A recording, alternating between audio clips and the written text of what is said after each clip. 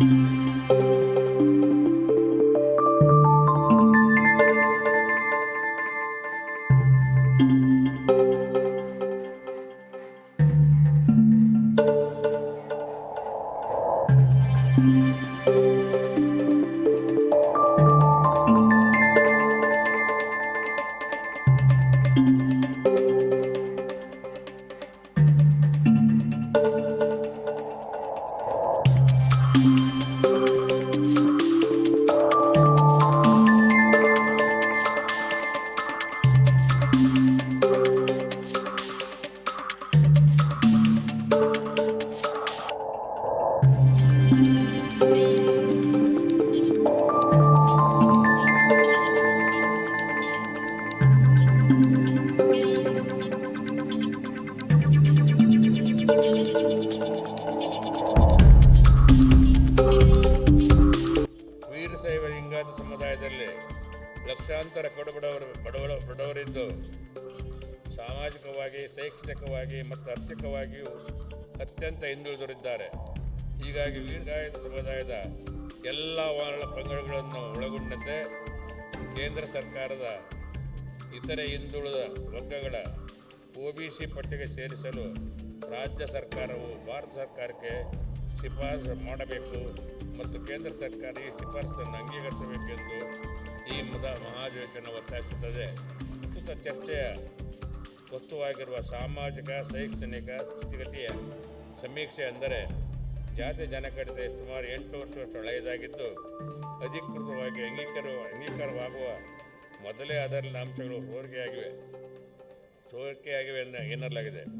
ಈ ನಿಟ್ಟಿನಲ್ಲಿ ಶ್ರೀ ಕಾಂತರಾಜು ಆಯೋಗದ ವರದಿಯನ್ನು ಸರ್ಕಾರ ಒಪ್ಪಿಕೊಳ್ಳದೆ ವೀರಶೈವ ಲಿಂಗಾಯತ ಸಮುದಾಯದ ಎಲ್ಲ ಒಳಪಂಗಡಗಳನ್ನು ಒಳಗೊಂಡಂತೆ ವಾಸ್ತವಿಕತೆಯ ಮತ್ತು ಸಾಮಾಜಿಕ, ಶೈಕ್ಷಣಿಕ ಹಾಗೂ ಆರ್ಥಿಕ ಸ್ಥಿತಿಗತಿಯ ಹಿಂದುಳಿಯುವಿಕೆ ಆಧಾರದ ಮೇಲೆ ವೈಜ್ಞಾನಿಕವಾಗಿ ಜಾತಿ ಜನಗಣತಿಯನ್ನು ಆಗಬೇಕು ಎಂದು ಈ ಮಹಾಧಿವೇಶನ ಒಕ್ಕೊರಲಿನಿಂದ ಒತ್ತಾಯಿಸುತ್ತದೆ.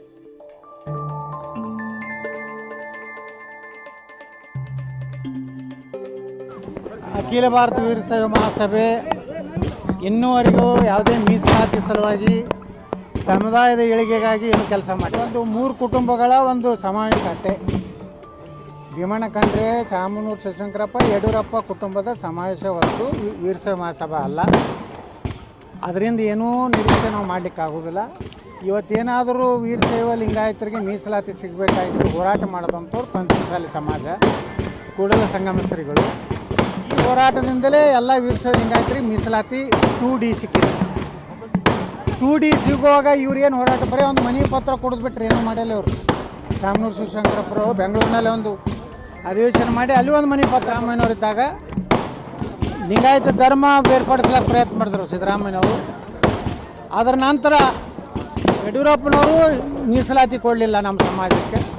ಅಲ್ಲಿ ಏನೋ ಅವ್ರಿಗೆ 3 ಮಂದಿ ಮಾತಾಡೋದು ಬಿಟ್ಟರೆ ಏನೋ ವಿಶೇಷ ಏನಿಲ್ಲ. ಜನನೂ ಕೂಡಿಲ್ಲ, ಅವ್ರು ಹೇಳಿದಟ್ಟು ಜನ ಕೂಡಿಲ್ಲ. ಒಂದು 30 ಸಾವಿರ ಅದಾರೆ, ಇವತ್ತೊಂದು 7-8 ಸಾವಿರ ಜನ ಅದಾರೆ. ಅಟ್ಬಿಟ್ರೆ ಅವ್ರೇನು ಹೇಳಿದ್ರು 10 ಲಕ್ಷ ಜನ ಸೇರ್ತಾ ಇರ್ತಾಳೆ. ಅದು ಆಗಿಲ್ಲ. ಅಂದರೆ ಅದಕ್ಕೆ ಭಾಳ ಸ್ಪಷ್ಟವಾದ ಸಂದೇಶವನ್ನು ನಮ್ಮ ವೀರಶೈವ ಲಿಂಗಾಯತ ಸಮಾಜ ಕೊಟ್ಟದ. ನೀವು ಕೇವಲ ನಿಮ್ಮ ಮುಖ ನೋಡಿ ನಾವು ಕೊಡೋದಿಲ್ಲ, ನಮ್ಮ ಸಮಾಜಕ್ಕೆ OBC ಹೇಳಕ್ಕೆ ಹೇಳ್ತಾರೆ. OBC ಟರಾವ್ ಮಾಡ್ಯಾರ. ಮೊದಲು ರೀ ಇಲ್ಲಿದು ಕರ್ನಾಟಕ ಸರ್ಕಾರ ನೀವು ಕೊಡ್ರಿ, OBCದು ಕೇಂದ್ರ ಸರ್ಕಾರ ನಾವೆಲ್ಲ ನರೇಂದ್ರ ಮೋದಿಯವರು ಬಲ್ಲಿ ಹೋಗಿ ನಾವೆಲ್ಲ ಮನವಿ ಮಾಡ್ಕೊಂಡು ನಾವು ಕೊಡಿಸ್ತೀವಿ. ಮೊದಲು ಏನು ನಮ್ಮ 2D ಕೊಟ್ಟದಲ್ಲ ನಮ್ಮ ಸರ್ಕಾರ, ಅದನ್ನು ಮೊದಲ ಜಾರಿ ಮಾಡಿ ಅಲ್ಲಿಂದ OBC ನಾವು ಅದಕ್ಕೂ OBC ಪ್ರಯತ್ನ ಮಾಡ್ತೀವಿ. ಸರ್, ಈಗ ಪ್ರತ್ಯೇಕ